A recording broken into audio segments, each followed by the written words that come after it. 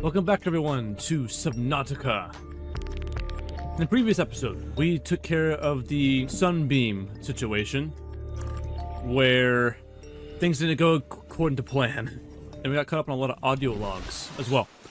Not all, that's for this episode. Well, a special surprise for you guys.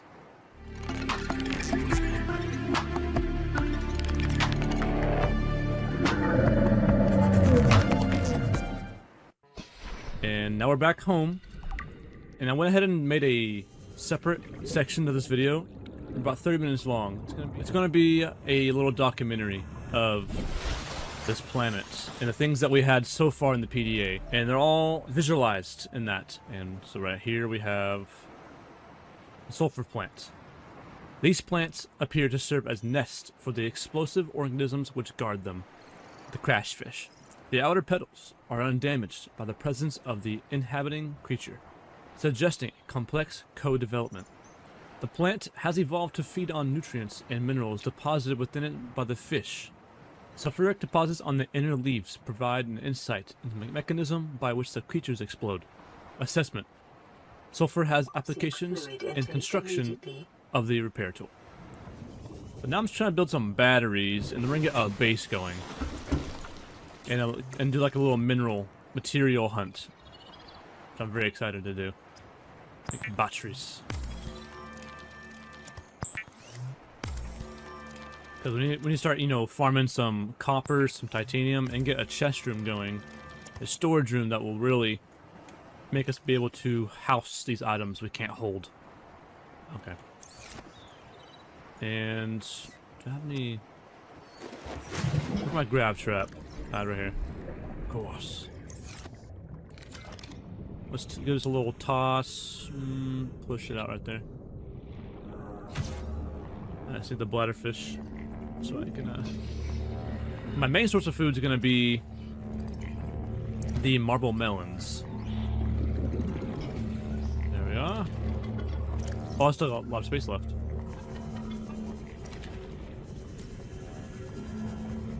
We should have plenty of batteries. Peepers, I'll take them.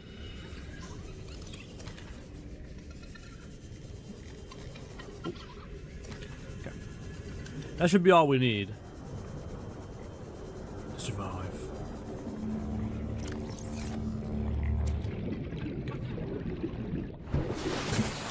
Excellent. Now we can get crafting some food.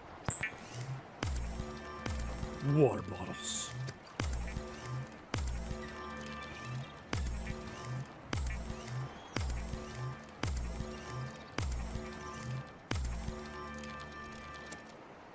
Excellent. Vital signs stabilizing. Yes, we're healthy again. Okay. So now we need to go start farming some titanium and get a base going. And I have an idea where I want to build it. Okay, so we're going to Seamoth. Welcome aboard, Captain. And we'll go this way. Ah, it might be right here. I think this is it. This is it. A nice overlook. Yes.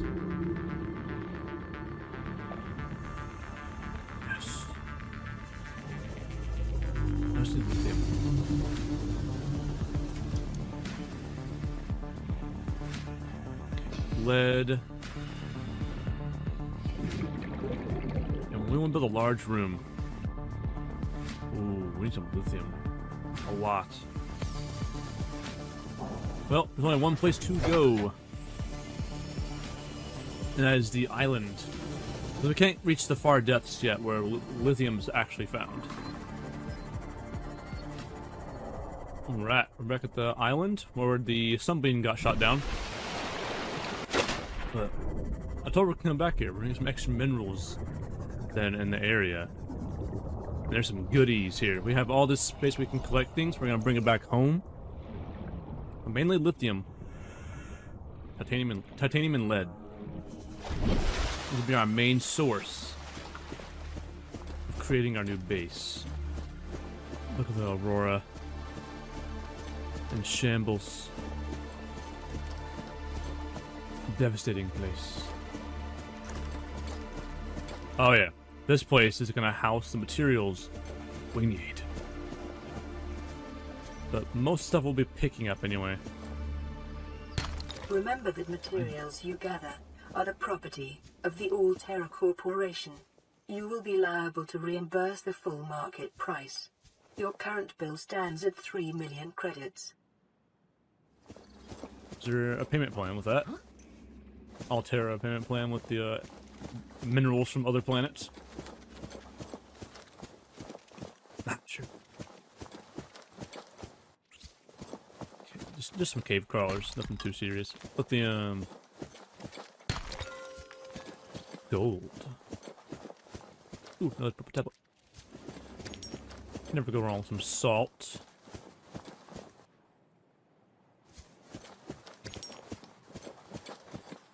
I could have sworn there was some exposed lithium just lying around. Diamonds. Oh no, lithium. Whoa. See, look at all that shell outcrop. My goodness. We're rolling. This is one of the easiest places to get this stuff. You don't gotta go in the water. Oh, it's going to activate Autumn Ion Cube? I do not. We'll connect them later. But I might as well exhaust these resources, because once you use them, they don't come back. There's space like a night. We still have 8 more slots. That lithium's important. Some pink caps. And these case systems get quite extensive. 3 more spots. Lithium. There we are. We got 12 lithium. Yes. Yeah, so we can build 2, like, large rooms. Well, we gotta build 1, though. I don't need that many yet. Okay. Welcome aboard, Captain. Yes, yes. Let's make our way back to the pod. Alright, we're getting close back to our life pod. But now, we have all the materials that we need to craft our new base. It is dark. My goodness. I mean, I knew it was dark, but this is dark. Oh, you can swap, thank goodness.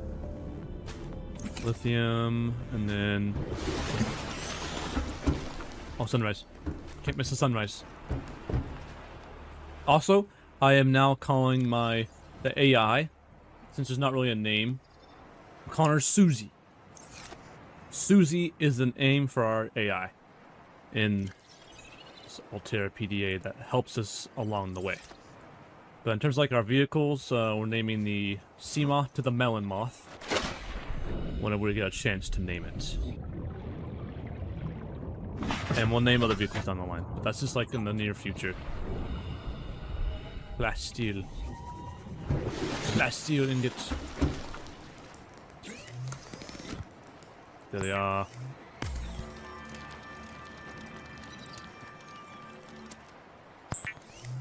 Honestly, it's not that crazy.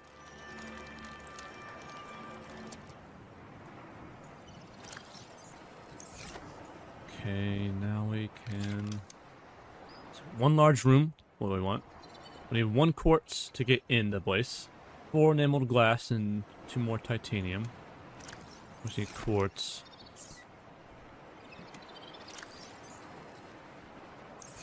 Quartz. There's the quartz. Put salt in there. Don't need it in here. Oh, what was that? What are you? A whole fish? You're new.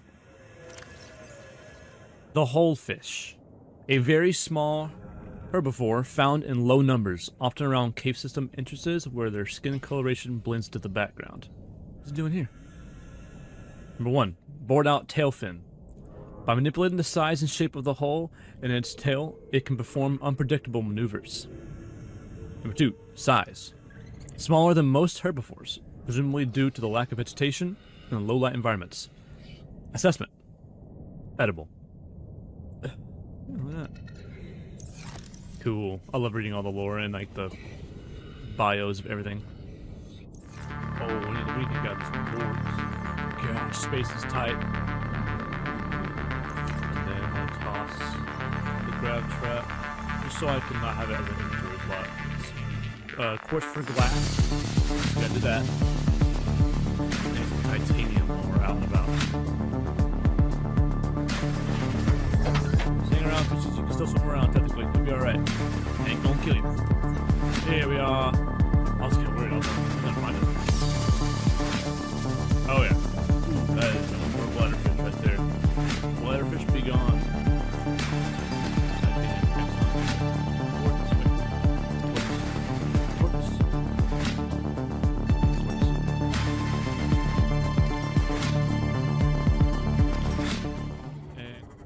Yeah, thankfully not too far. Therefore, we get a good sight of the grassy plateaus in the kelp forest, the creep vine forest. You hear the reefbacks, still near the surface, and it's a nice overlook. I think it's a great location to build. We have our little floaters right there too. We have access to the jelly shroom caves over there and the abyss. Let's build our first foundation. Finally, base building. Make it a low platform, to be honest. That makes the place not break. There we go. I was trying to get like at least a little, you know, not perfect, but you know. Yes. Okay. Base building in this game is so good. I love it. I'm gonna build 2 of them. Because we want to make a nice foundation. We want the hole to break. But now we actually might have some space now, finally. But we gotta find some titanium, so let's look around for some metal scrap. And I know just the place to find it.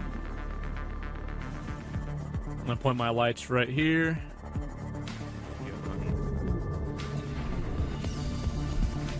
For no flashlight. Seamoth can be a big one.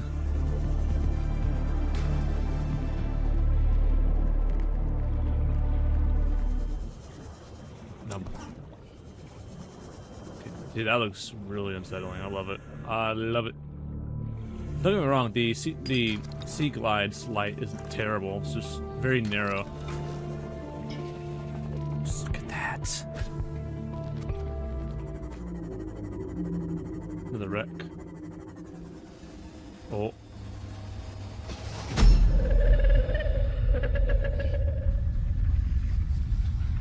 What are you?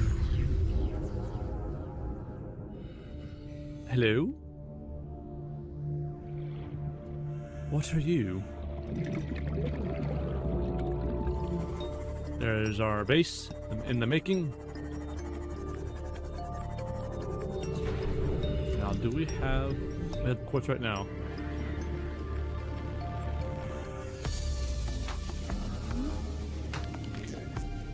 And I might have enough just to build 2.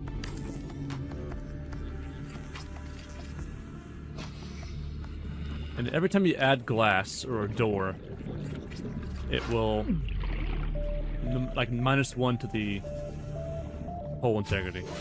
Warning, emergency power only. Yes, Oxygen yes. production offline. Yes, yes. Okay. Let's see. Now we gotta build power, which is gonna be the solar panels, which I honestly forgot how to make. But there. Yes. Missile attached to the base. Power restored. All primary Yes. systems online. And these are from below 0. These weren't initially in the game. But once the 2.0 came out, here they are.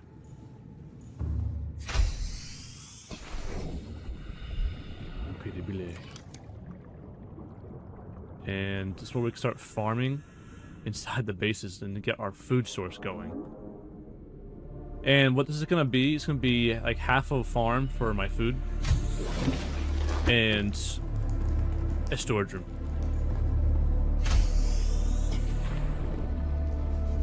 Alright, I'm trying to think here.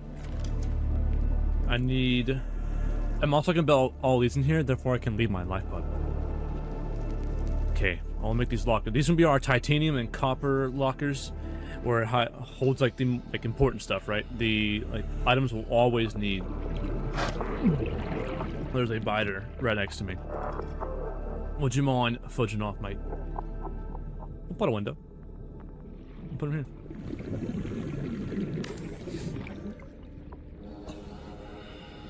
I'll put one there too, but I'm out of glass.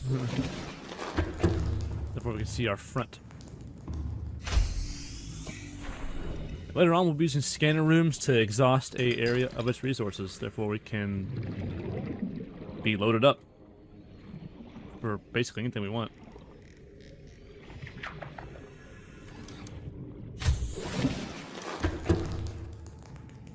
Fabrication. That shit's right. I'm very particular on how I like things placed. It's kind of a thing I have.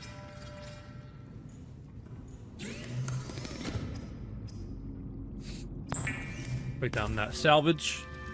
I like the echo. Some glass, so therefore we can make the large containers. And then we're just gonna get farming. I still need to find those beacons. I can't play this game without beacons, because I mean I can play them, but let's be honest here. I mean, it's really nice having them. It really, really is.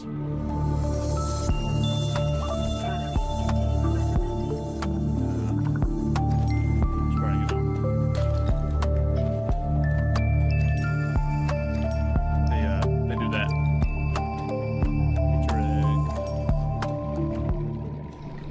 Although I love just letting it sit there. Oops. Now, does it take glass or quartz? Quartz. Emergency. Starvation imminent. Calorie intake immediately. We don't want that. We do not want starvation. Ooh. A radio message. I wonder what it could be. Very cool. Yeah.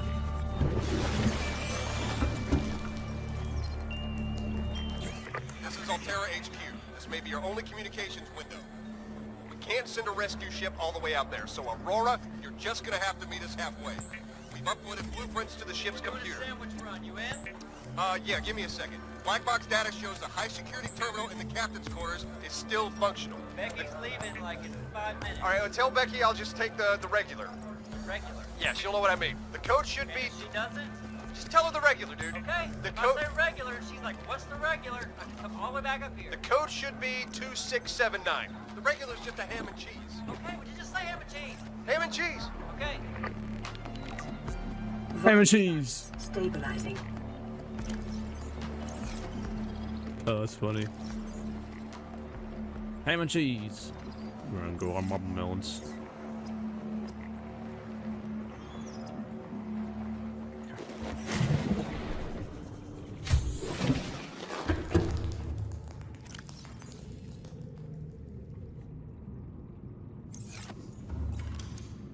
Okay. We have the indoor grow bed, which I'll put right here. And this is where we're gonna put all our booties.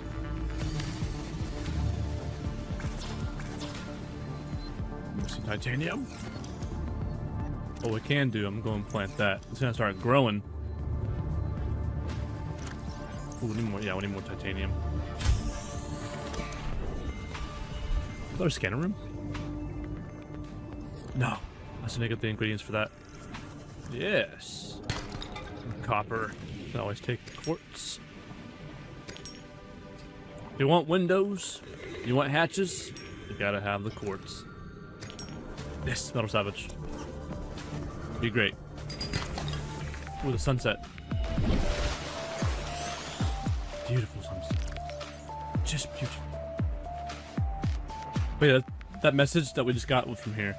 We got high security terminal, captain's quarters. Before they lost communications, Altera HQ uploaded a set of blueprints to the Aurora's main computer. There is a high security terminal inside the captain's quarters, located behind the prawn bay, from which the blueprints should be accessible. The code is 2679, and they'll all become useful later. What a great conversation. Okay. Or turn this metal salvage into titanium. And then we can get cooking. Cool. Finish this build right here. And I think we should see like a progress bar when this marble melon's kicking butt. There we are.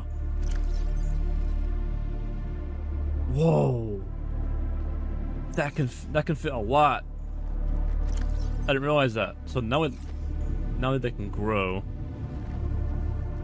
There we are. Quartz. Put a chest here.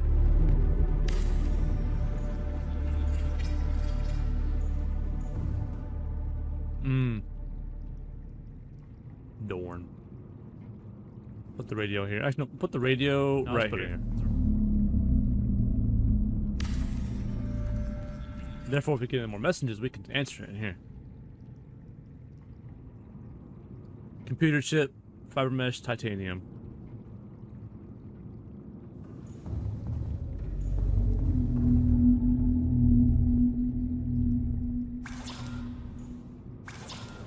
Go and snag that table coral. That one's done.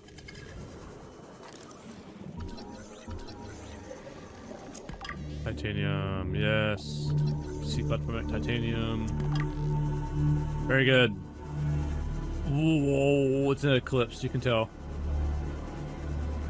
It's gonna get dark that quick.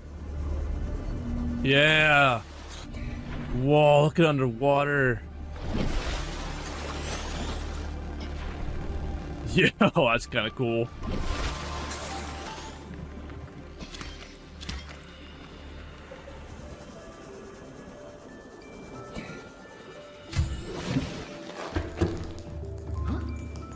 Nice. I'm gonna create the fiber mesh. And this should be everything that we need.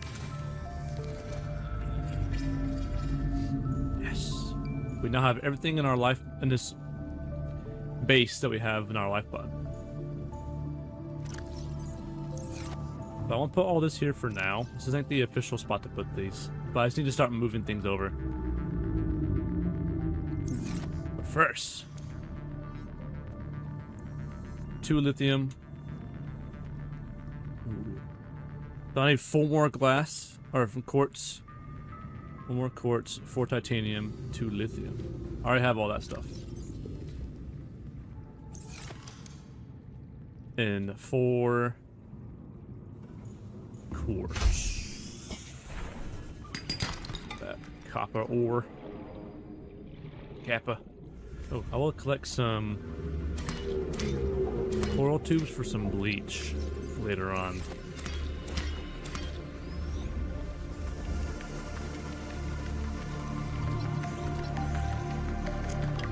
Like that real quick. Oh.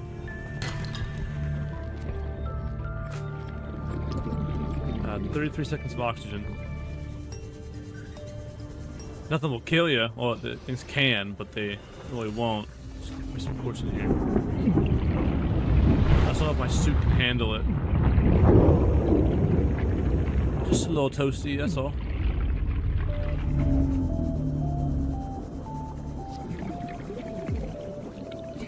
Oh, yeah, there's a wreck right here. Just got some quartz laying around.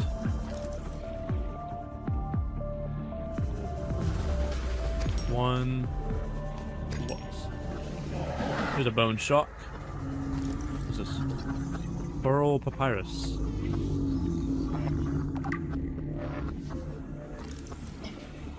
We got coral papyrus. The function of the distinctive curled leaves on this aquatic plant is not immediately clear. It is possible the leaves unfurl in low-light conditions, or that they are designed to channel water currents through the main body of the plant, thus enhancing nutrient take-up. Violet bow. Violet bow, a common luminescent plant which grows in patches on the seabed. Sure. Laser cutter fragment. Excellent. Excellent. Yes. New blueprint acquired. What? You can see the shadow of the reef back from way down here. Way up there. Yeah, this seafloor is dense. And this probably goes down to the jelly shroom caves. Whoa. Where am I? I've never been down here before. At least in this specific area.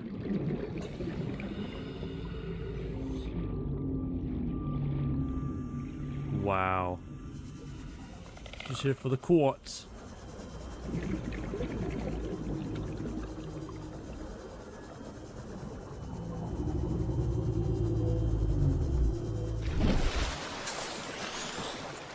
Oh, we're over here.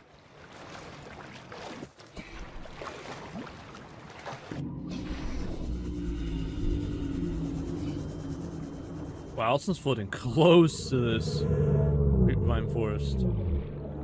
Oh man, that's so.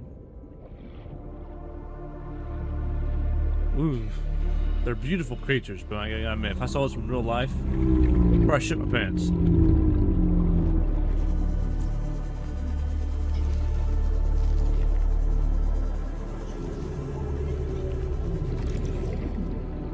Have I seen this wreck yet?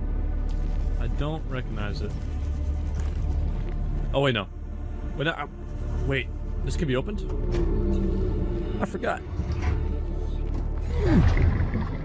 There's PDA in here. These you gotta be careful not to get lost.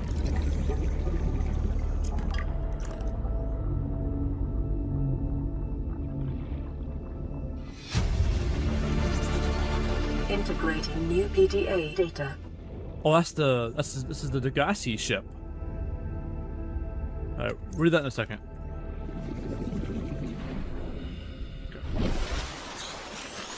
Okay. Degassi Crew Manifest, Paul Torgal. Degassi Crew Manifest.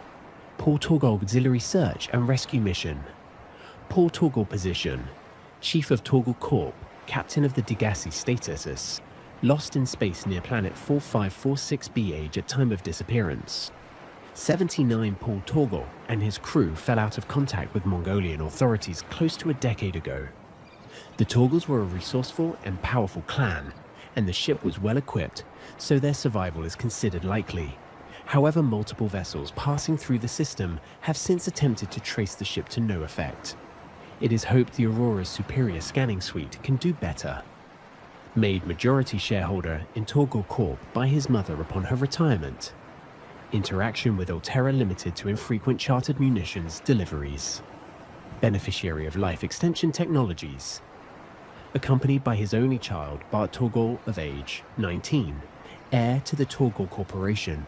Emissary Kassa reports Torgal often traveled with the skeleton crew and was known for making rash, but profitable decisions.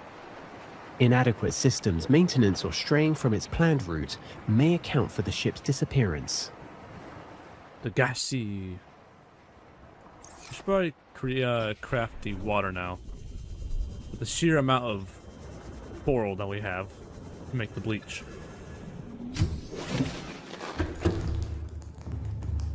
Very dark.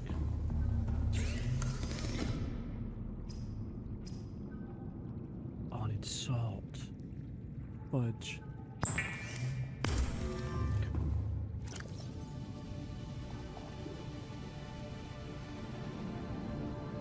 Minimize those. But now, I'm gonna craft this into glass. I'm gonna make it enameled too, so I need to find 2 stalker teeth while I'm out.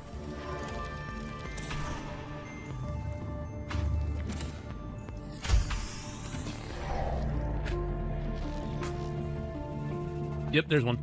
Yes. Yes.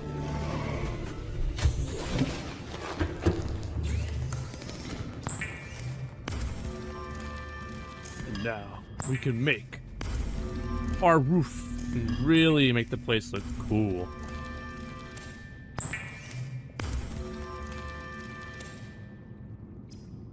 Everybody knows a window make all the difference. 2 more lithium.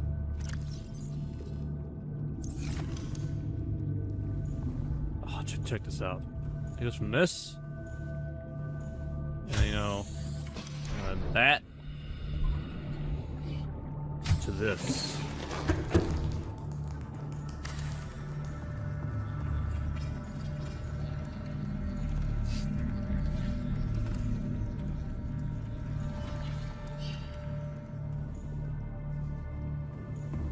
Yes.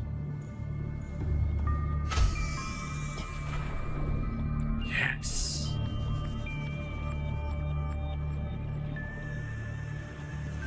Incredible.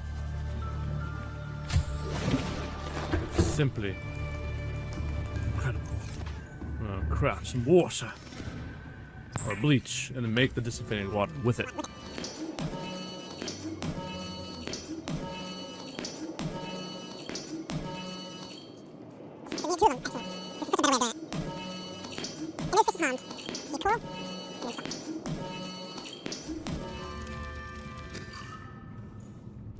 Check that out.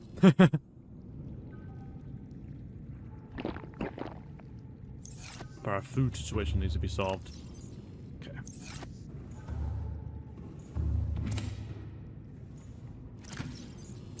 Put a med pack on us. But now we're gonna start bringing stuff over from our life pod, and we'll just never go there ever again. Welcome aboard, Captain. I mean, we could always, you know, enter the radio there, but it'd be the same radio from our base, and snag the little health kit.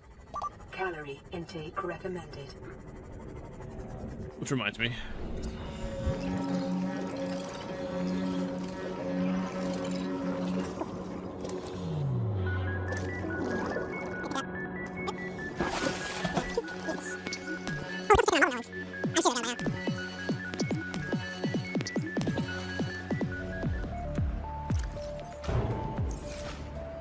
Well, that. Accident. Okay, I'm things over. I actually have some things. Quartz, copper, and titanium. That's enough too. I'll make it symmetrical. That's straight. It is. Huh. I surprise myself sometimes. Can power even more power to our base. But we can't get any right now because it's dark. So we have to be very careful on our usage of our storage. Okay, I'm gonna go to our mobile vehicle bay, and we're gonna turn off the beacon, or turn off the marker. Oh, I suppose we could leave it on until we get the beacon blueprints, so we can mark our home base. Here's a wreckage. Oh, I think I see it.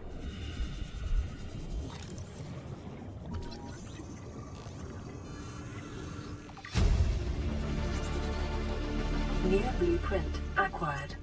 Well, there it is. Vending machine? Yes.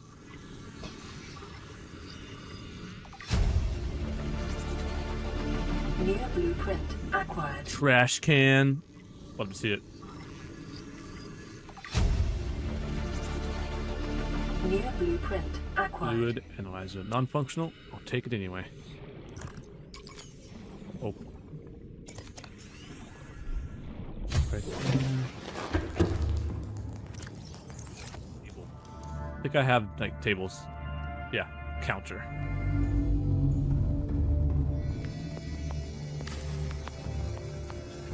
Countertop there. We'll put a septic tank right here.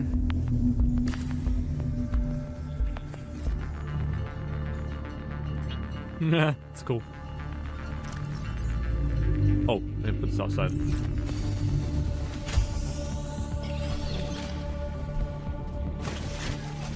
It's gonna float all the way up there.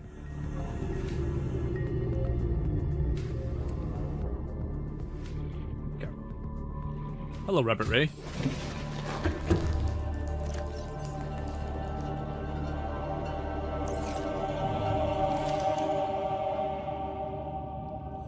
These partitions, let's see. We want to build a storage room. We can go here. Wait, what? Oh, see, this is a new thing for me.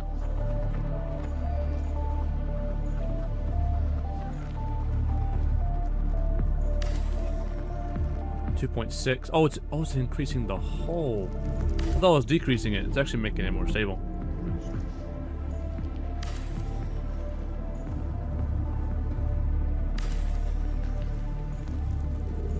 This is where all the... Wait. What'd I do? Oh, I need the quartz.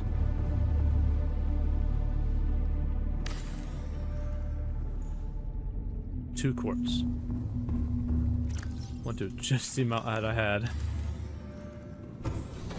And they're automatic too. Oh. Automatic too. Not only automatic, but like instant. So that's gonna be the storage room.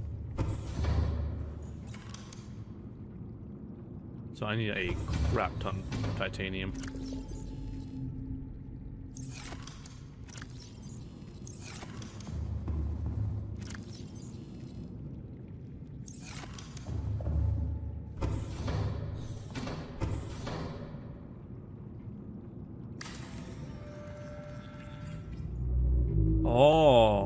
Oh, that's how I'll do it. I use a desk to level it out.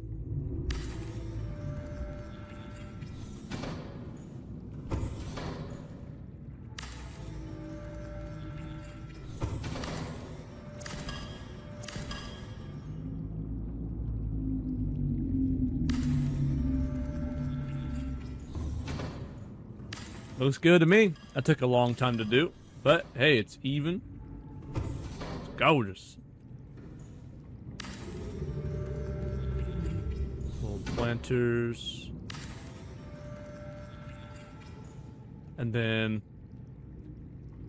yeah, I'll keep the counter there. Why not? That's what I use to level it all out. That's just because I'm going to get it. Trash can here. And a trash can here. Radio message. This is LifePod 4. We've landed close to the Aurora. Flotation device is active, but we've got some big old fish in the water with us, and I don't know how long we're gonna last. We're close to the crash site, so bring radiation protection. 4 out. Big old fish. Coordinates corrupted. Approximate transmission origin recorded to data bank. The LifePod 4 transmission origin. A distress signal has been received from LifePod 4, but the attached coordinates were corrupted. Last available photographic data has been downloaded and analyzed. Flotation device is active. LifePod located at sea level. Pod is in close proximity to radioactive fallout from the Aurora.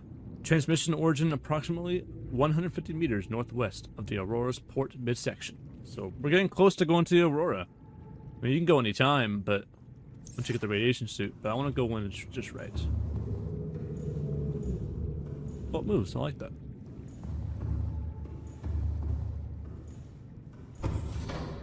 This is our storage room. We got shale outcrop.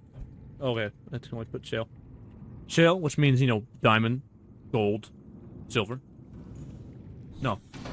Diamond, gold, and lithium. And then I have sandstone. Then I have limestone. This is like, you know, besides... Oh, no, wait. Limestone's already copper and titanium. So what can I do now? Maybe... quartz. Flora. Tech. I'll put tech, quartz, sandstone, shale, and food. Alright, so now we're gonna go on a hunt for the scanner room. Therefore I can start finding things. I'm tired of looking. Welcome aboard, Captain. I'm gonna start hunting. Actually, before I do that, I need to craft the laser cutter. That's gonna be essential.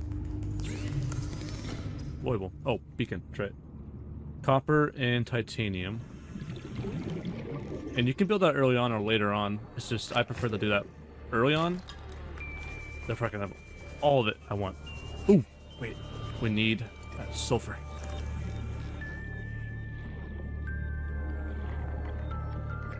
Lower in the caves. Down under. All the quartz. Yes, all the quartz. Excellent.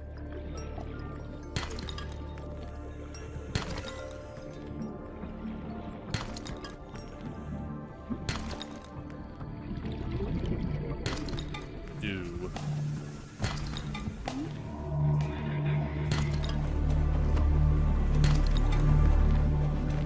Gotta love copper.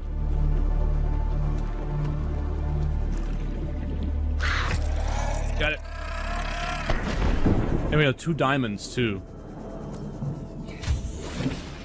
Already.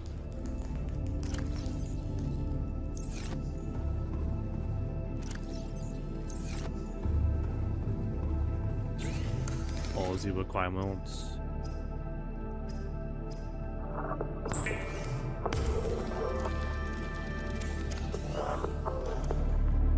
We have a laser cutter. This will make us advance so much quicker.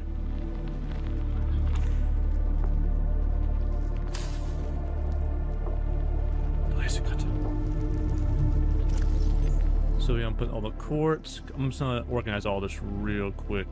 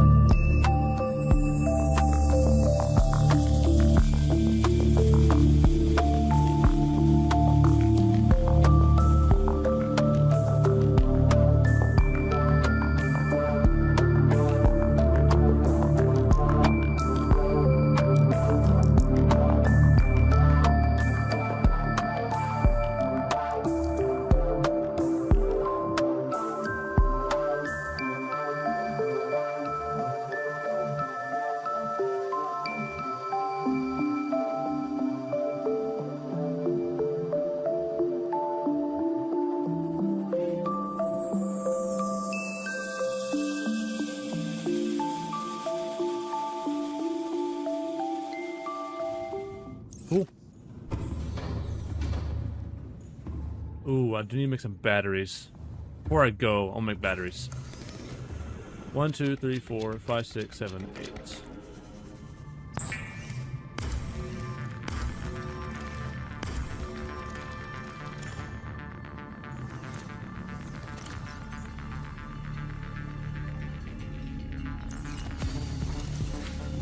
Alright.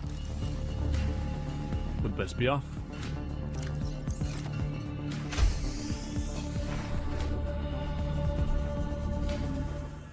Alright. Welcome aboard, Captain. We best be off.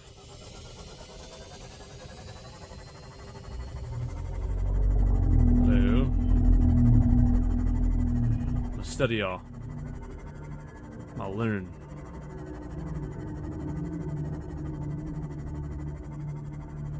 And we'll probably gather some materials while we're out. It's gonna be a long episode, guys. It'll be a long one. We're gonna truly explore.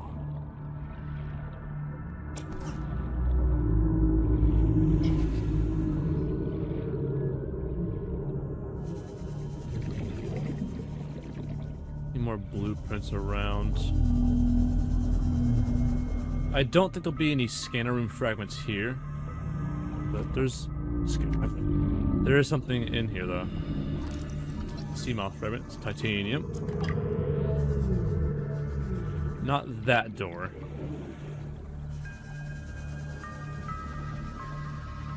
This one. Flashing lights warning, by the way.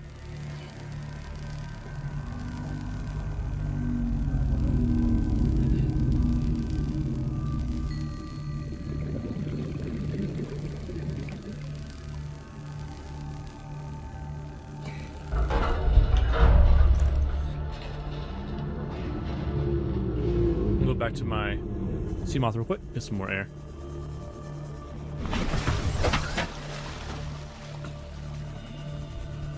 So cool.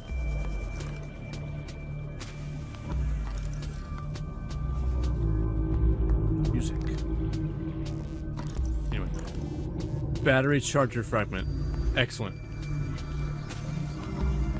There's 2 parts. So bright. This is awesome. We're just like truly exploring, breaking into ruins. Modification station. Oh my goodness, this thing right here. Change your life.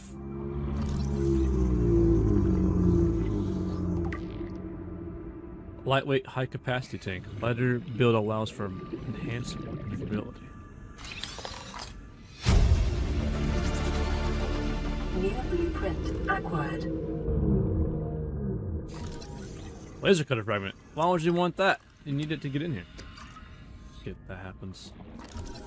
But I would gladly take the titanium. Titanium. Can't even speak, man. They're really hidden sometimes. They're really good at hiding things. And there's some wrecks that are just massive. And you get so lost if you're not careful. Disoriented even.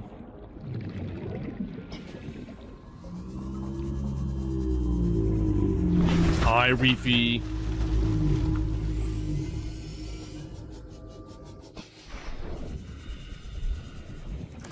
Pull this door open.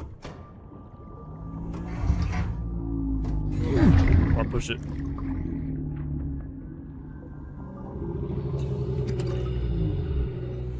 Ooh, chair.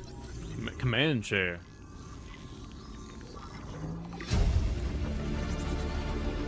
New blueprint acquired. Acquired. Orbital bay fragment. But this is nice. I mean, there's many ways to find different blueprints that are scattered around.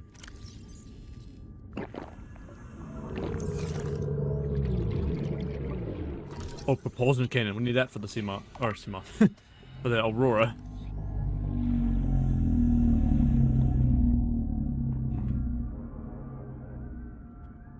Oh. Didn't know. Just go on the side. Yes.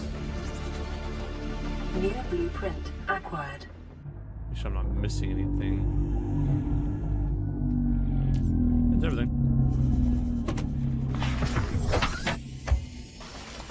That's not even what we came for. Did I look over here? Maybe I did. I just want to go back to the base real quick. And drop off all our goodies. Released. This thing can really get some distance, I'll tell you that much. Watch this.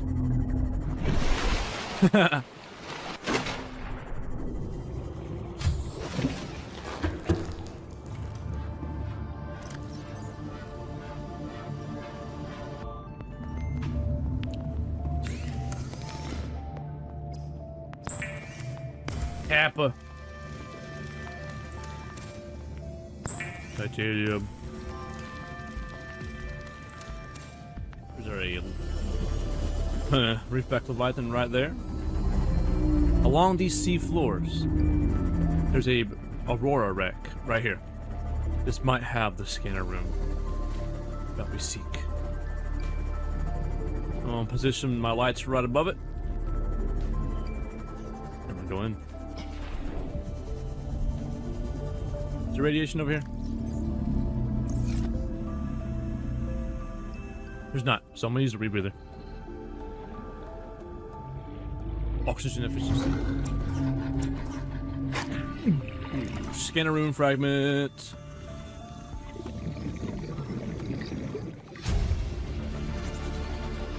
New blueprint acquired.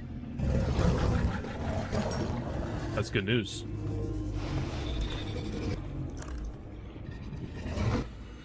It's great news.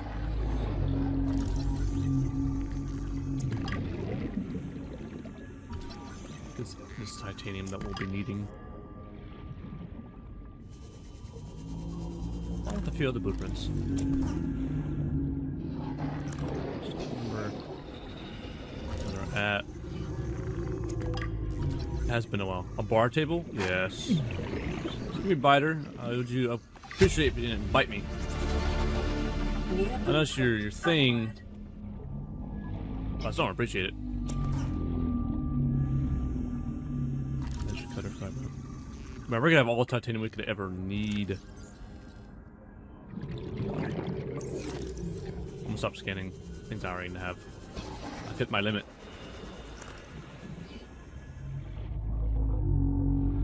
Like a laser cutter.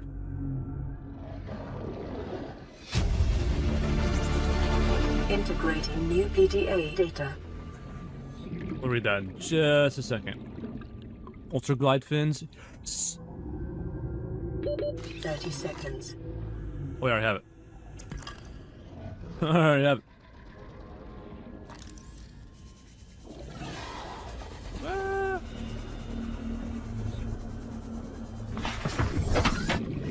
Oh, hi. Oh my goodness. You are a happy one, aren't you? Okay. We're gonna go in it.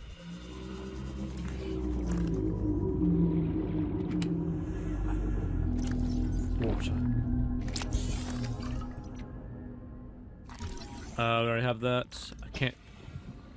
Oof, a floodlight. Nice.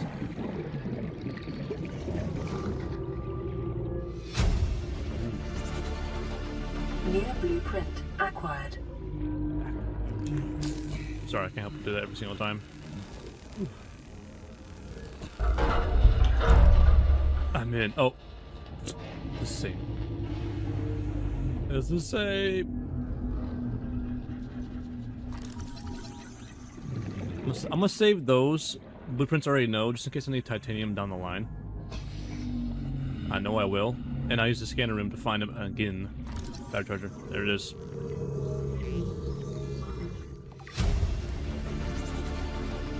New blueprint acquired. Modification station. Modification station. New blueprint acquired. Huge. Okay. I'm done for now. I'm gonna go back out. We have what we came for. I forgot to put a beacon again at the home base, but I know where it is. I know it's not to my right, that's for sure. That's the Aurora. Ah, Aurora.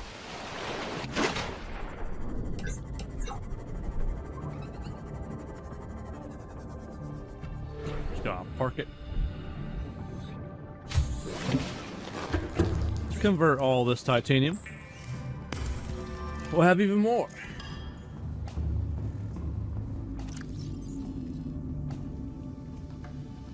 Yes. Yes. And quartz. So that's tech. Alright. We'll put a beacon down below of our home. put it down below that doesn't get in the way. Or name it.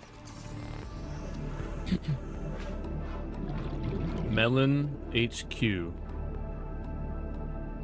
That's where it all happens.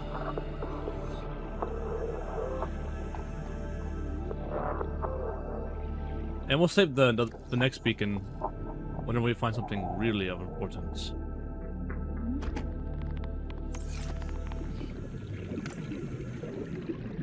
Should be our goal.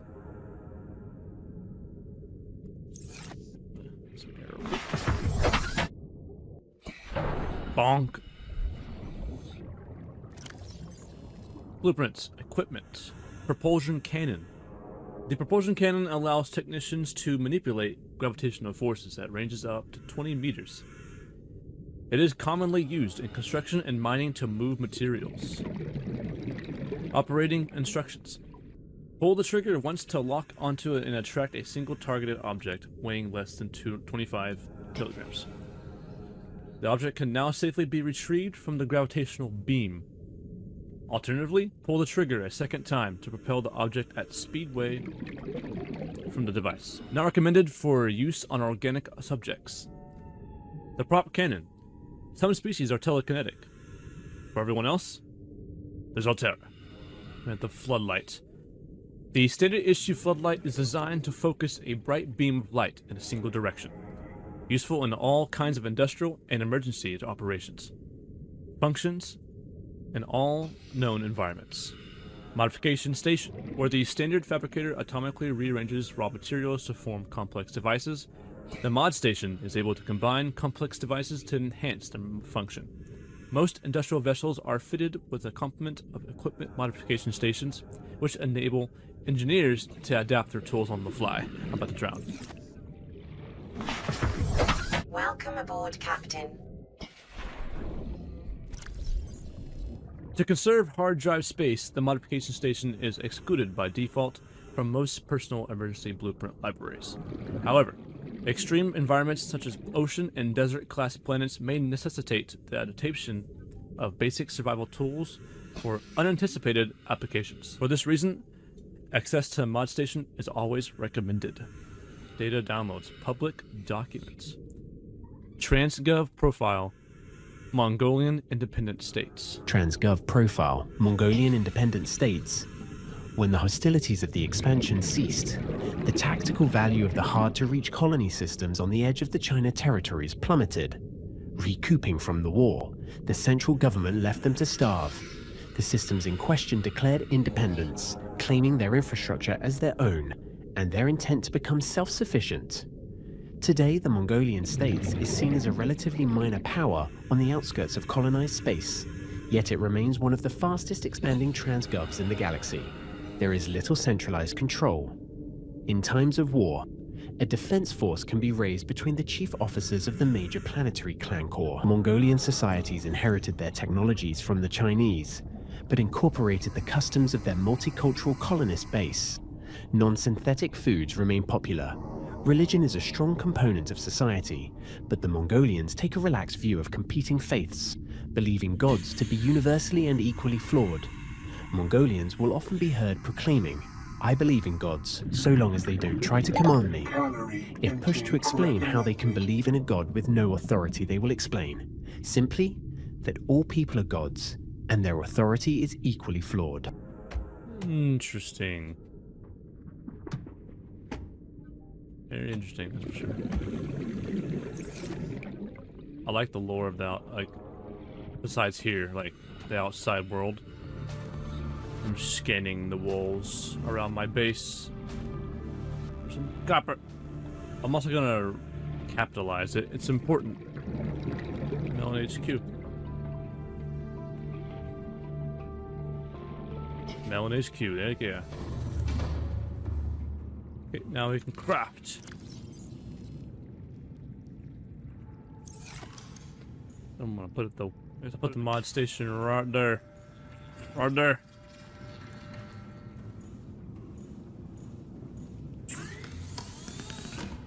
Thermal blade, please. Alright, I can cook food on the go. Does it upgrade my... Yeah, that's what I thought. It's a lot to look at, so I'm just gonna narrow it down, make myself a little bit better. Pin that. So I got this for later in the next episode.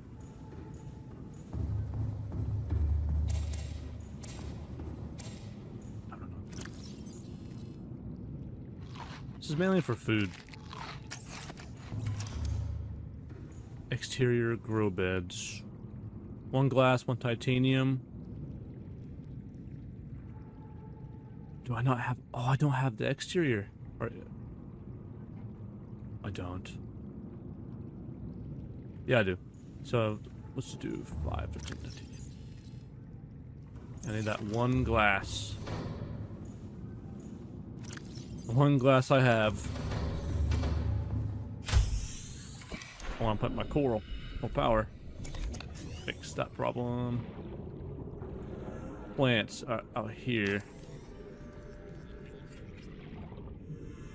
Farming alien plants is a proven survival strategy. Craig McGill survived 47 months on a healthy, raw salad of live tree roaches and stank root. Stank roots. Sounds intense. Gotta have your stank root, right?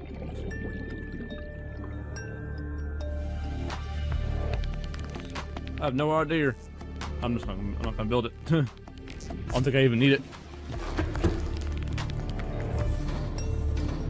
Exactly what I have. 1 gold and 1 table coral.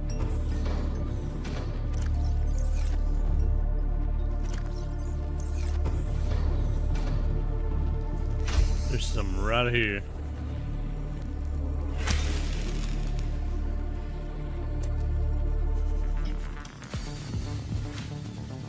There it is. Reconstruct it.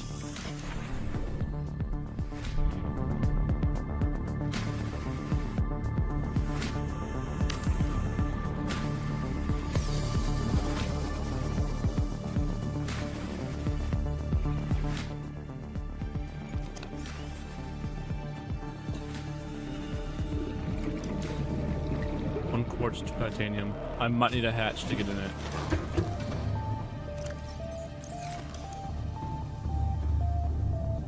Perfect. Perfect.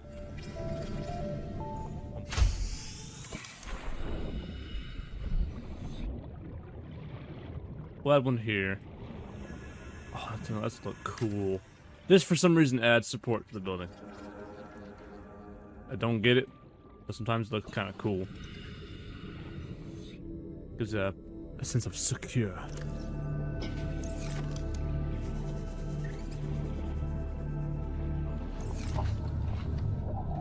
Here we are.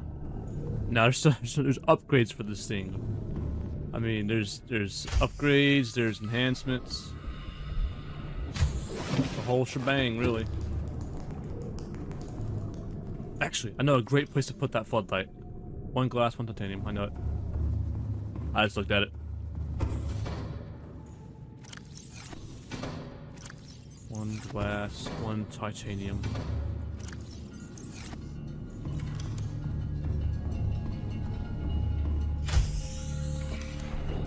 Right here. Therefore, if I'm far away, I can see it.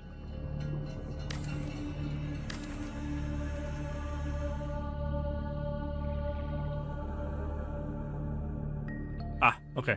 It's lighting that way. So if I'm far away, I can see it. Excellent. Now, I want to see if there's any upgrades we can do for this thing. We're gonna search for anything, really. Fabricator. Oh, okay. Scanner room HUD chip. We want that, but I want to have magnetite, so really I have to wait. Camera drone. Don't really care. Scanner room speed upgrade. I can do that real quick. It's the magnetite we need. I know just where to find it. We just gotta go deeper. Let's go ahead and control those cameras real quick. Get them all a little, just get them positioned. this camera 2. This is camera 1. Just have them like just positioned.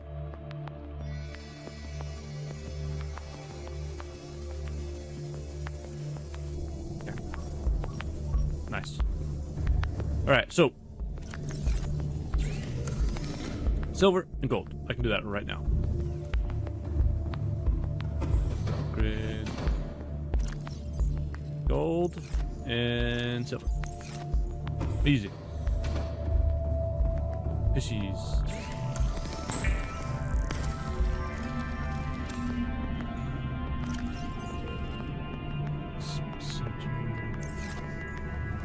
Now, before I call it this episode, I'm gonna grab some magnetite. I'm gonna get a working scan room before I go to bed. Welcome aboard, Captain. And it's just over here. Ain't too far. Now I gotta be in and out. I gotta be quick.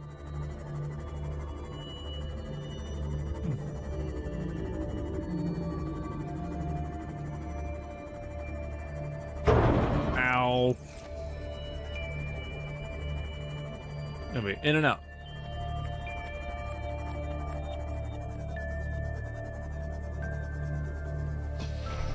The Jelly Shroom Caves, behold. I'm actually gonna go ahead and change out the power cell.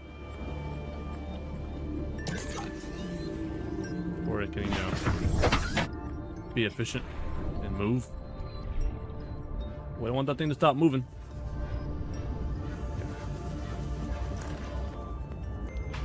So this shell down here. The conditions in this cave support a microcosm of unique, possibly predatory life forms. Detecting an artificial structure somewhere in the region. They'll come down here later. We don't gotta be here. We don't gotta be here. Shit. I'm only down here for the magnetite. We got cave bush. A purple luminescent species which grows well in hardy terrain away from sunlight. I could use... maybe not.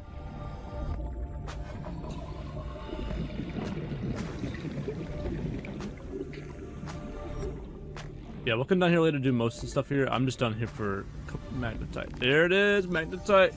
Temporary solution. Oh, magnetite. Oh, it's lithium. Can never hurt. Toasty. Magnetite.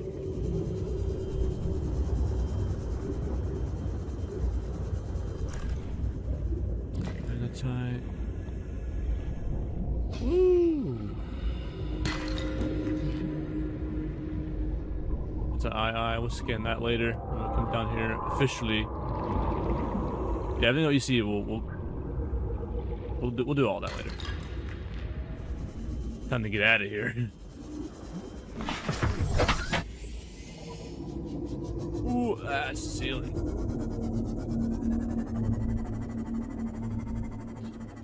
Navigate out of here. Ow.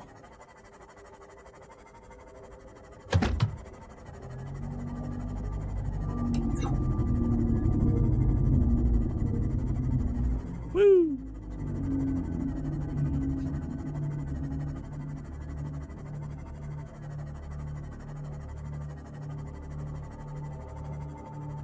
Park the Seamoth right there.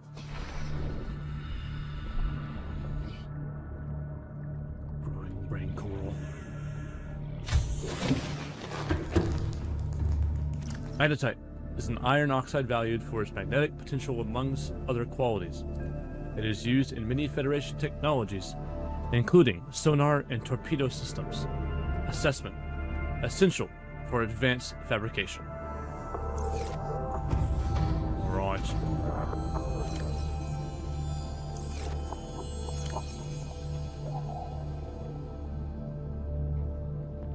Lithium and type in there as well. Those are like the rare materials.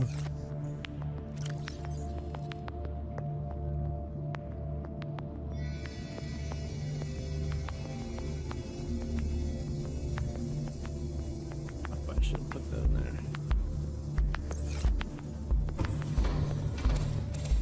Oh, fish in my household.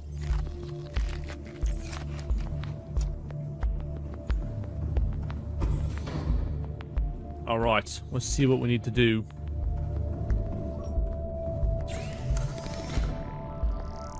Computer chip and magnetite. Copper and magnetite. Copper, yes. Titanium. Copper.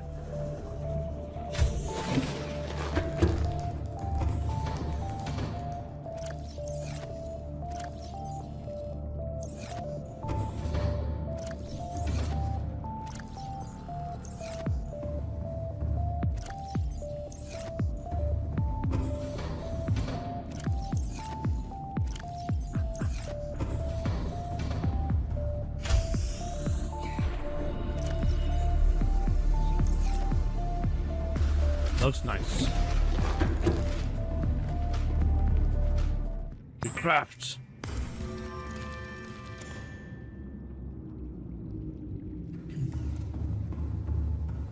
Do the fabrication.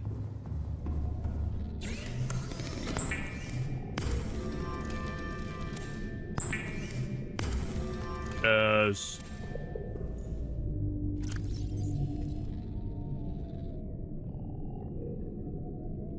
Okay, and we can always add more and then increase the range further later on.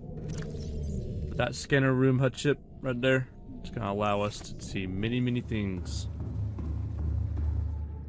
Many, many things. We just made the game a lot easier. A lot easier. So now I'm gonna increase the speed just by doing this. If I can have that a fully decked out scanner room.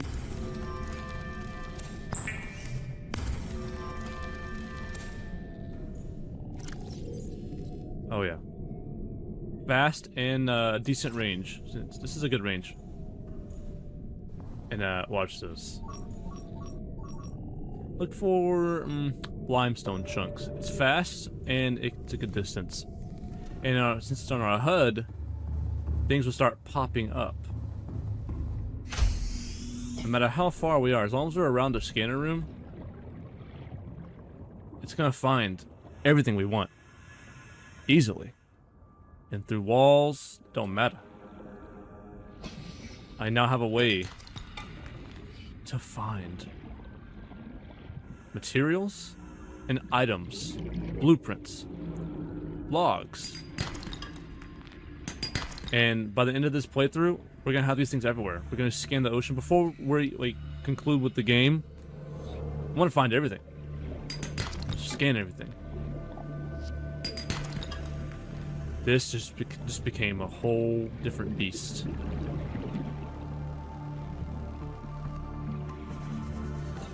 And if it gets annoying, I can either go to the scanner room and turn it off, or I can just take off the HUD. Or and if I want it back on, I just put it back on. It's amazing. Okay. But that drains power, so it's also another thing. But we'll get to that. Oh, I want to keep playing, but I gotta go to bed. Getting late. Have our own little air pocket right here. There's a little thing. Little brain coral. Alright. Alright everyone, thank you for watching. This is a huge episode. And if you liked it, leave it down in a comment. What'd you name your Seamoth? I hope you really enjoyed this one. This is a massive episode. I don't know how I'm gonna edit it. It's about 3 hours now. But I'm gonna keep the documentary in with the PDA entries that I read. Since there's no more, we read them all. That's what the documentary was for. Got our base built. We have a great storage room in the making. We have our plants that we're growing right there. A nice little view. And a scanner room that's upgraded quite well. I'm very excited to keep playing. And this game is always getting to get better as we keep playing. But anyway guys, I'll see you all next time in Subnautica. A powerful, medium-sized predator that burrows into the sand and ambushes its prey from below. As with many predators, it may be possible to temporarily distract sand sharks by feeding any hungry specimens that draw close. 1. Forward dorsal fin. The unusual location of this fin suggests a purpose unrelated to movement through the water. It may be employed in shifting sand beneath the surface, or in mating rituals, or may simply be an evolutionary dead end. 2. Segmented exoskeleton. Thick armor plating renders the sand shark almost immune to attack from above. While it is capable of impressive acceleration, its exoskeleton prevents it from changing direction quickly. The sand shark is thus a perfectly designed ambush hunter, but ill-suited to sustained pursuits. 3. Feet. Ill-designed for ambulation, likely used to disturb the surface of the sand so the life form can burrow into the ground. Assessment. Avoid. Be vigilant for ambush in sandy biomes. A streamlined predator encountered in the kelp forests in wait of prey, leaving the safety of the shallows to feed. The stalker likely carved out its evolutionary niche at the sweet spot between speed and size millions of years ago, and may be one of the oldest species on the planet. The stalker appears to be attracted to titanium deposits, which tends to sharpen and put stress on its teeth. As with many predators, it may be possible to temporarily distract hungry stalkers by feeding them. 1. Teeth. The stalker's teeth are unusually hard and fast-growing. Its elongated snout can deliver huge biting pressure to larger attackers, while also being used to reach small herbivores seeking refuge amongst the rocks. 2. Night vision. Retinal layering on the eyeball suggests adaptation for nighttime hunting. 3. Dorsal ridges.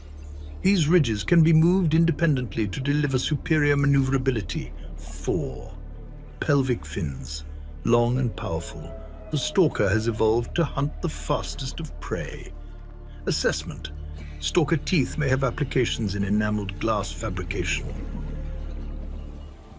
Extended analysis of acquired dental samples has been completed. Samples matched to species designated stalker. Stalker teeth exhibit extraordinary lightness and strength, and contain only trace amounts of calcium.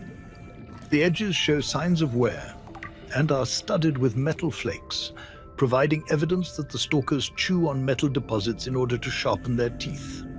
Assessment. Applications as a natural substrate in enameled glass fabrication. Gasopod. A slow-moving life form, and one of the larger herbivores on the planet. Providing a substantial meal to would-be predators, the gasopod protects its domain by filling the surrounding water with poisonous and corrosive pods, whose contents dissolve even synthetic fibers. 1. Filtration system. Thick, non-reactive skin and multiple gill layers render this creature impervious to the noxious acid clouds it produces. 2. Algae gland. A bulbous sac-like appendage on the rear end. A luminescent yellow algae grows inside the sac and produces the poisonous compound. Abdominal muscles can contract, causing the algae gland to emit the noxious compound into the surrounding water. 3. Large pelvic fins, capable of powerful movement through the water when moving in small herds. 4. Behavior. Gasopods appear to be social in nature, and may even use their emissions in their relationship rituals. Their audible calls are likely signifiers of nearby threats or food sources. Assessment. Approach with caution. Acidic pods may be retrieved and repurposed. This species has adapted to low-light environments with a translucent luminescent body. 1. Luminescent body. This adaptation may help to light up the surrounding area for foraging, ward away predators, and identify the organism to others of its kind. 2. Light sensitivity. Smaller creatures have been seen swimming in the jelly ray's wake to take advantage of the light source for their own ends, and the ray itself will approach light sources, perhaps mistaking them for others of its own species. Assessment. Inedible.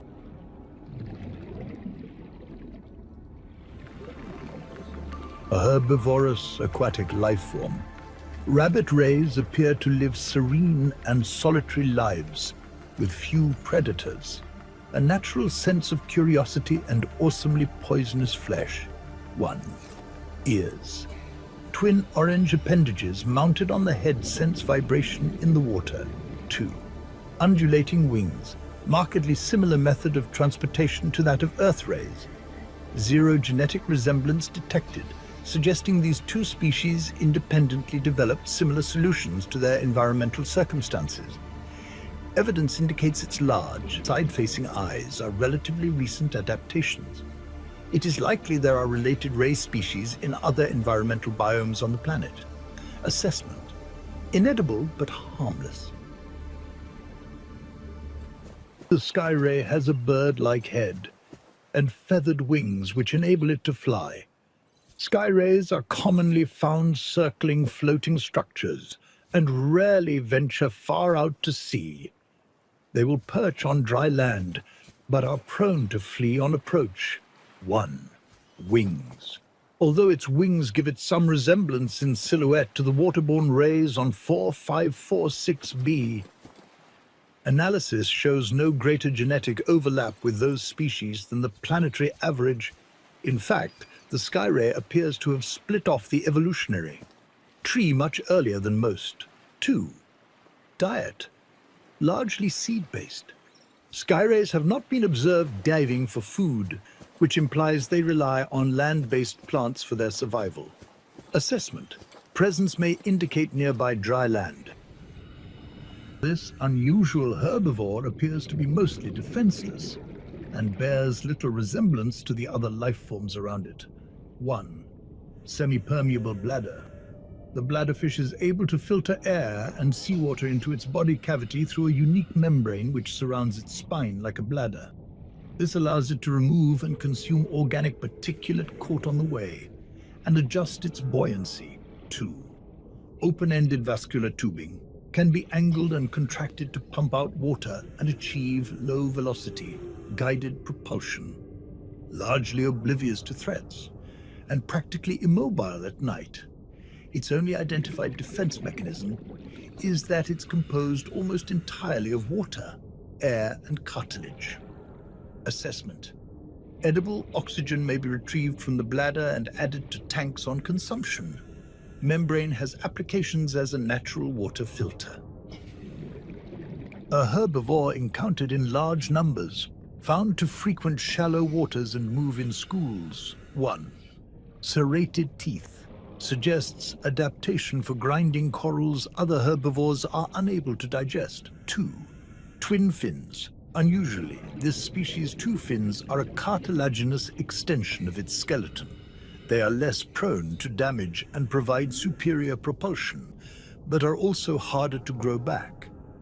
The bright blue tips are in fact the ends of its digestive tract, where the luminescence of the corals it consumes is most focused. Most active during daylight hours and prone to flee on approach. The boomerang can more easily be observed at night when its luminescence gives it away and it seeks the shelter of the seabed. Assessment: edible. Slow-moving and curious herbivore. Camouflage indicates adaptation for evasive behavior on the ocean floor. 1. Eye stalks. May be beneficial when watching for predators from hiding places amongst the coral. 2. Behavior. More active during daylight hours, but slow and docile at all times. The garryfish's survival depends on a combination of camouflage and predators who can get a more filling meal elsewhere. Assessment: edible. Small, school-mentality prey fish with a unique method of propulsion and a distant relative of the bladderfish. 1. Antennae. Rather than swimming, this life form uses the fine green antennae which encircle its body to alter the composition of the water in front of it, allowing it to sail into the low-density space created. 2. Purple-green coloration may be a camouflage adaptation for mid-range light wavelengths, possibly indicating the hoopfish is more active at dawn and dusk. 3. Behavior. While schools of hoopfish will form periodically and evade predators en masse, this behavior is more social than it is defensive, and lone hoopfish are often found hunting for food and displaying generally curious behavior. Assessment: edible.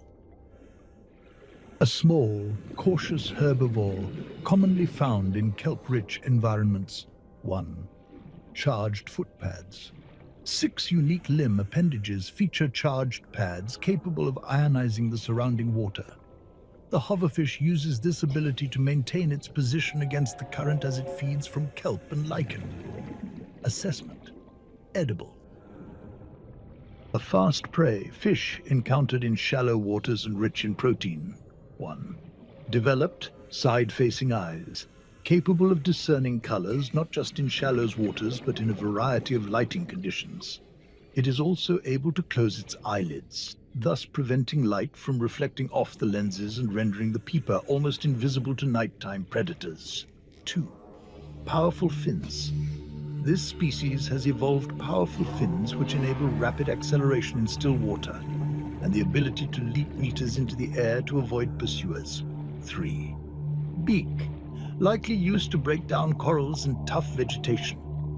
An unusually large nasal cavity serves no obvious purpose and appears to be specially evolved to detect a single specific enzyme. Nothing encountered on the planet so far produces a matching odor. 4. Expulsion tubes. The tubes attached to the pupa's torso are connected directly to its stomach and gills, and appear to be designed to expel its contents on demand. Purpose unclear. While the pupa is well adapted to survive in shallow waters, a number of its features serve no discernible purpose. It would appear to be just as well suited to survive in deeper waters, and is somewhat more intelligent than the usual small herbivore. Assessment: edible, high-calorie count. Further research required. A medium-sized herbivore found in deeper waters. 1. Single eye. Observed swimming near to the seabed from where it can keep its one eye on predators in the water above it. 2. Mottled green coloration. Commonly encountered in plant-rich environments, the spadefish is well adapted to hide amongst the vegetation. 3. Behavior. Spadefish tend to move in loose shoals, and despite their low speed, will take necessary measures to avoid confirmed predators. Assessment: edible. This vast life form is in excess of 30 m long and has been designated Leviathan class. Fortunately, it feeds exclusively on plankton-like life forms in the water. 1. Chitinous shell. Most of the life form's topside and some of its underside is protected by a thick, layered exoskeleton. This suggests an evolutionary path quite different from other organisms on 4546b, most of which are vertebrate in nature. The reefback species has likely been able to grow far larger than other herbivores because anything large enough to break through its shell has long since gone extinct. 2. Enzyme pods, similar in appearance to the algae glands of the gasopod.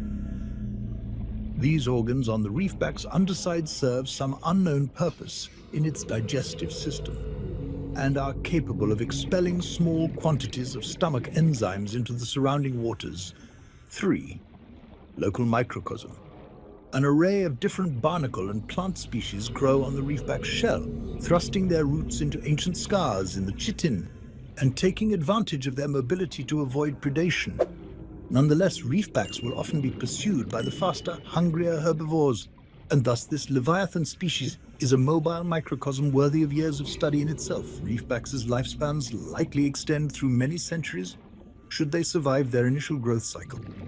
For the first few decades, their smaller size would make them vulnerable to carnivorous leviathans.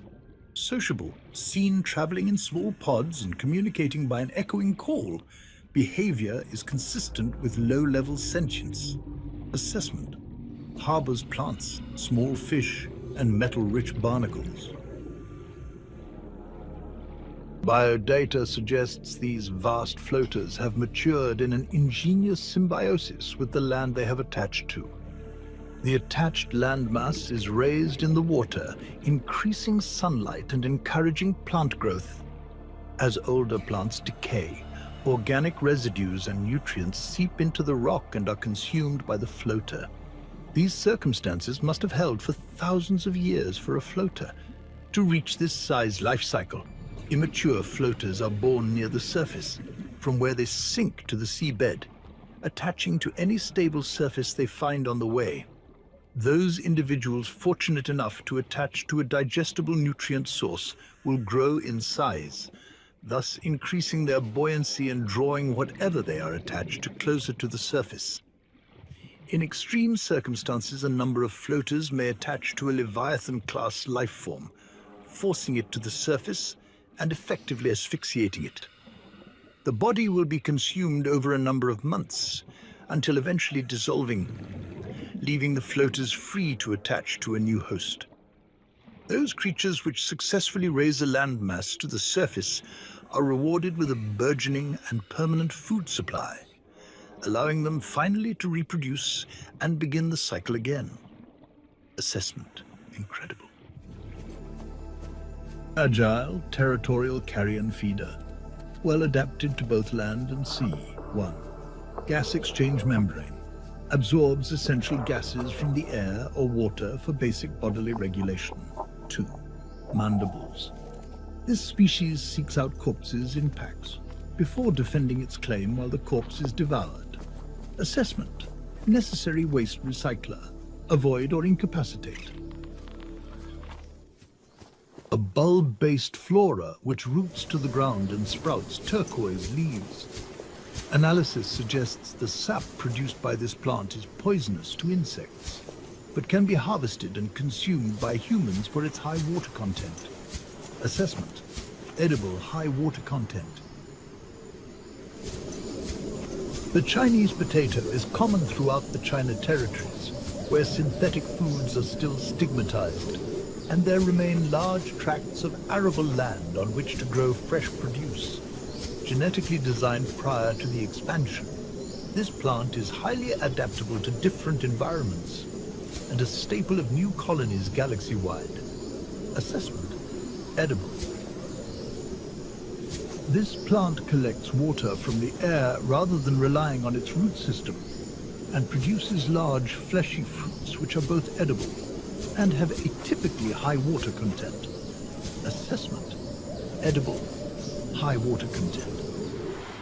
A conglomeration of individual vines which rely on one another for structural support. Grows exclusively on fertile land. Each vine produces orange, lantern-shaped fruits with minimal nutrition and hydration value. Assessment: edible in an emergency. A common, spore-bearing fungi species. The flesh contains a highly acidic compound which leaches into the water if the outer skin is penetrated. It is not clear which predator species necessitated such extreme countermeasures, but the acid mushroom's numbers suggest it has successfully deterred most of them. Assessment: inedible. Acid has applications in battery fabrication. 2 species living in symbiosis, which attach to and attempt to feed on any objects they come into contact with. 1. Dominant life form. The pink main body and inner suction jaw is the dominant creature. Once attached to an organism or other stable surface, it will attempt to leach nutrients in order to grow. 2. Microorganism membrane.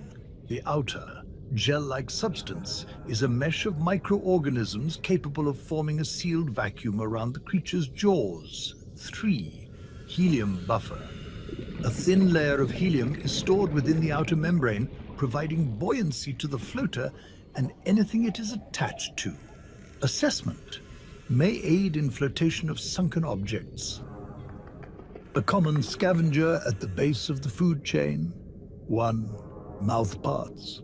Small enough to be of little threat to most organisms, this creature is clearly adapted to feed on the waste products of the ecosystem around it. 2. 3 mandibles, used to orient themselves when drifting and to filter through detritus on cave floors. 3 legs. High-strength muscles can propel the life form great distances through the water, as well as ambulating them across the sea floor. Assessment: necessary waste recycler. Presence may indicate nearby cave systems. A kelp species concentrated in large forests, in shallow, sandy waters. Loose roots anchor the plant to the sea floor, from where it grows steadily toward the surface in pursuit of sunlight. The stem is fibrous and rich in iron, making it both a viable base material for fabrication of textiles, as well as a basic foodstuff. Assessment. Vital alien resource. Edible. Construction applications. Mature creek vine plants that have survived the predation of small herbivores produce these bioluminescent seed clusters, which may be knocked loose by currents or consumed and later deposited by predators. The embryo is surrounded by a thick oil and silicone layer, which would disperse into the ground as the outer skin deteriorated. This may provide the seedling with the nutrients it needs to survive the low-light conditions on the seabed. Assessment. Vital alien resource. Construction applications. This specimen was first identified in an artificial drobid on the island. It is not listed in existing flora databases, so it is unclear whether or not it is native to this planet. Genetic code shares some features with other local plant life, but this may be the result of DNA transfusion rather than natural evolution.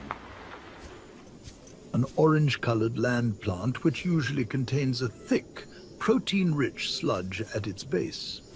This may suggest a carnivorous life cycle, wherein grubs and insects are attracted to the bright petals, make their way to the center of the plant, but are unable to scale back up the slick inner leaves and are ultimately digested. A hardy specimen which grows on land. The vase-like trunk protects the root system from predation and self-repairs over time, explaining the characteristic cracks on the side. A land-based fungus species with harvestable spores, inedible. A brittle land plant containing large spores which generate a characteristic rattle when the plant is shaken. This may act to ward off predators, or even encourage predation as a means of spreading the spores. Vauxhall shrub. A pink-leafed plant with an angular appearance which grows exclusively on land. Blue palm. The blue palm is a common aquatic plant which thrives in shallower waters with high exposure to sunlight. Long fronds intercept light before it can reach the smaller flora on the seabed. Drooping stinger 1. 0 photosynthetic cells detected. Implies carnivorous adaptation to low-light environments. 2. Follicles along the tentacles are capable of detecting contact with foreign bodies, triggering an electromagnetic charge in the 600-watt range. Prey is likely paralyzed and consumed over many weeks. Prey. Small fish assessment. Avoid. Eye stalk. A cave-dwelling tuber dotted with luminescent photosensitive eyes. These eyes may in some way direct the twisted growth of the stems themselves, possibly in reaction to other light sources, proximity of cave walls, or other environmental conditions. Rouge cradle. A complex, cave-dwelling flora specimen. The bright yellow core of this plant is protected by a rigid cage, presumably to ward off medium-sized herbivores.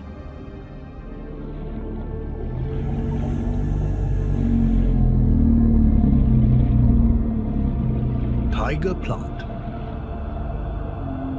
This plant has adapted to sense fluctuations in the water at up to 15 m, and is capable both of prehensile movement of its tubes, as well as the propelling of thorns at speeds of up to 10 m per s. Although capable of incapacitating small herbivores, this plant lacks carnivorous digestive organs. Would-be predators caught in its defensive perimeter serve as a warning to other herbivores not to approach, and then as they decompose they serve as fertilizer for the tiger plant. Assessment: avoid or incapacitate.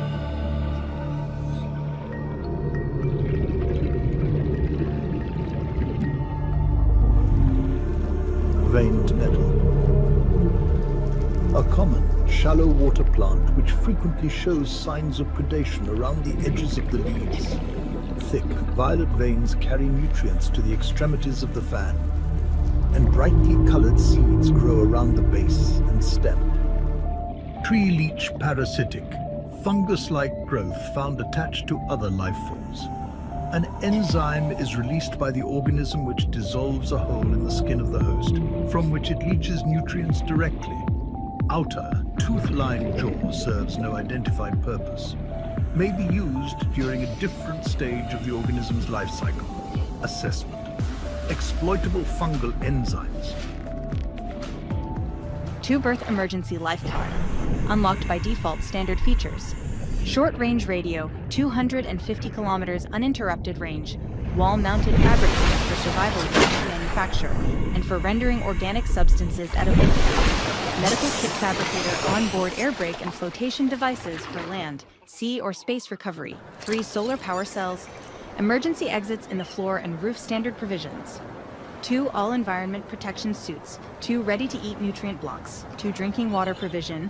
1 emergency medkit. 2 emergency flares NB some life pods. May be equipped with different supplies, such as radiation suits and replacement parts. Board the right life pod for the right situation. All-environment protection suit. The Altera AEP suit, a single solution for a universe of infinite danger. You are currently wearing the AEP suit, a hermetically sealed personal environment, designed to withstand the most extreme conditions in the known universe.